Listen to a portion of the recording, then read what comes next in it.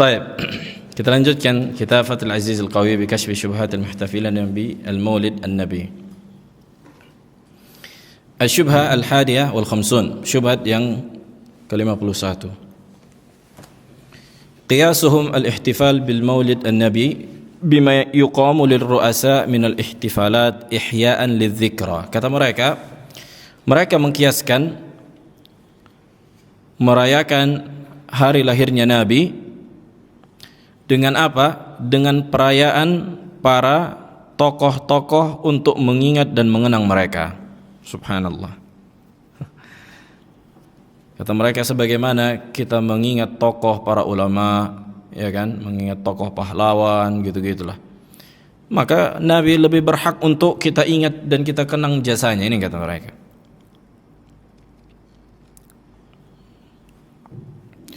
Maka kita katakan, ketika kalian mengkiaskan perayaan lahirnya Nabi sallallahu alaihi wasallam dengan perayaan atau mengenang para jasa orang-orang yang ditokohkan, tentu ini sesuatu yang batil.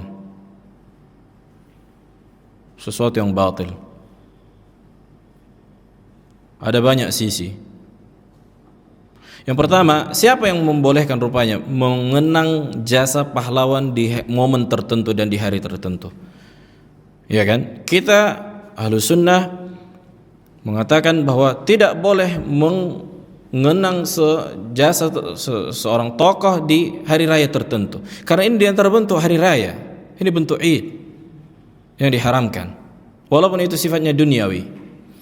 Makanya bid'ah maulid itu ilahnya ada dua. Yang pertama, membuat hari raya yang baru itu apabila tidak berkaitan dengan agama. Tapi kalau dikaitkan dengan agama maka bid'ah. Bid'ah secara ibadah dan bid'ah secara hari raya. Dan ini dijelaskan oleh Syekhul Islam Ibnu Taimiyah di kitab Iqtida' Shiratal Mustaqim. Yang pertama, kita diharamkan membuat hari raya yang baru. Contohnya hari ulang tahun kita sendiri. Apa salahnya? Misalnya ada orang lahir 1 Januari, ya kan? Setiap 1 Januari makan-makan. Apa salahnya? Nah, kenapa ini kita katakan adalah bentuk Id, hari raya? Kenapa hari raya? Karena mengkhususkan waktu tertentu untuk melakukan perbuatan tertentu. Mengkhususkan waktu tertentu dengan perbuatan tertentu. Jelas? Kenapa engkau khususkan makan-makan, makan mie goreng, nasi goreng di 1 Januari? Oh, karena apa? Ini hari lahirku. Maka ini Id. Ini haram. Tapi kalau dibalut dengan ibadah maka bid'ah, double. Udah haram, pertama bentuk tasyabbuh dengan Nasara dan membuat hari raya Id yang baru. Kemudian apa? Bid'ah secara ibadah karena ada ibadah, apalagi baca Yasin. Ditambah lagi baca Yasin setelah makan nasi goreng, hari ulang tahun baca Yasin. Biar syar'i pikir mereka kan gitu. Maka bid'ah Muharram, Id yang diharamkan, double jadinya. Jelas. Ini perlu kita fahami secara mendasar.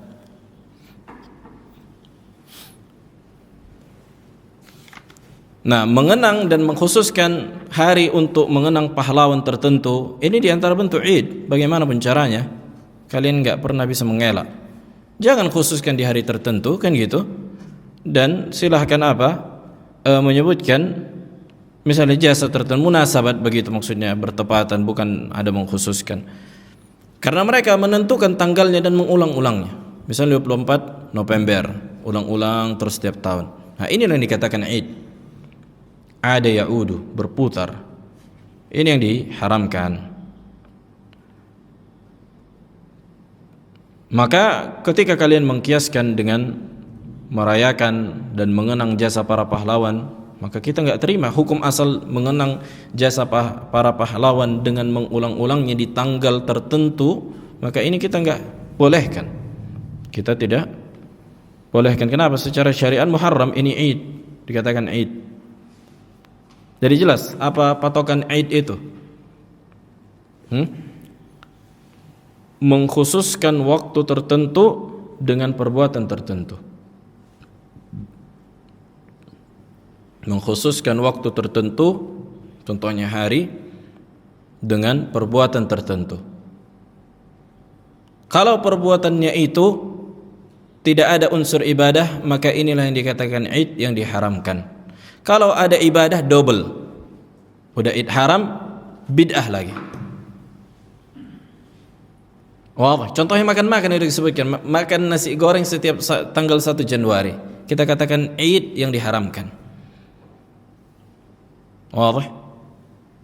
Kalau baca Yasin, karena baca Yasin ibadah, maka id yang diharamkan dan bid'ah lagi, double jadinya. Makanya merayakan hari ulang tahun diharamkan. Kalau ada unsur ibadah, maka bid'ah double. Yang pertama, hari perayaan itu konsep orang-orang Nasara. Kan itu, apalagi ulang tahun. Subhanallah. Ada syekh yakni di Suriah, nah, tonton dia di antara debat masalah bid'ah. Dia sebutkan bahwa memang itu ciri khas orang Nasara yang merayakan ulang tahun. Sampai ditunjukkannya video ada orang merayakan ulang tahun tiup lilin, dan mereka meyakini tiup lilin itu sesuatu yang sakral dan meyakini adanya roh atau jin yang datang. Di video itu terlihat memang tiba-tiba keran hidup airnya. Kemudian laci-laci terbuka tertutup. Ketika mereka meniup lilin, mengucapkan happy birthday to you, kan gitu, menyanyikannya, meniup lilin, keluar apa itu. Memang enggak nampak, cuma itu mereka yakini. Jadi itu ada sejarahnya, ada filosofinya. Itulah yang diamalkan kebanyakan kaum muslimin, subhanallah. Nah, tapi itulah jahil, walaupun kita dulu mungkin pernah kita kerjakan kan gitu. Tapi ini alhamdulillah Allah berikan hidayah, kita faham. Nah,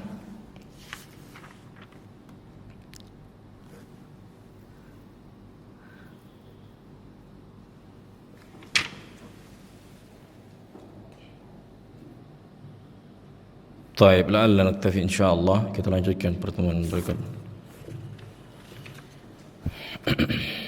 Nah, ada pertanyaan?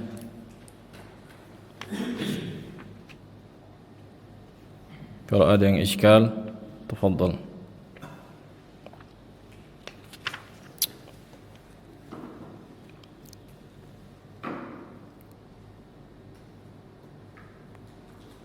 Tafadhal.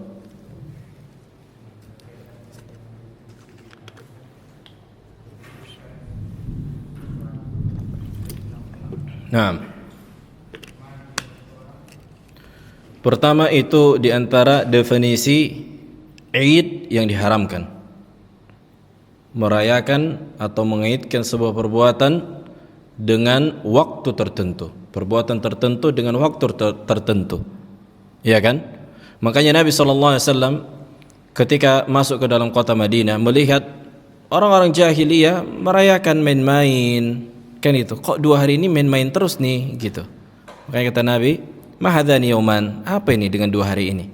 Nah, lihat kata mereka, 2 hari ini yang biasa kami lakukan di waktu jahiliyah, yang kami khususkan di waktu jahiliyah. Ketika kami masuk Islam kami ulangi, apa muskilahnya? Kemudian Nabi SAW mengatakan, Innallah qad abdalakuma bi khairim minhuma, sesungguhnya Allah telah mengganti bagi kalian 2 hari ini. Tabdil kata para ulama, udah nggak boleh ada 2 hari ini yang dikhususkan untuk makan-makan dan seterusnya. Nah, masalah bid'ah.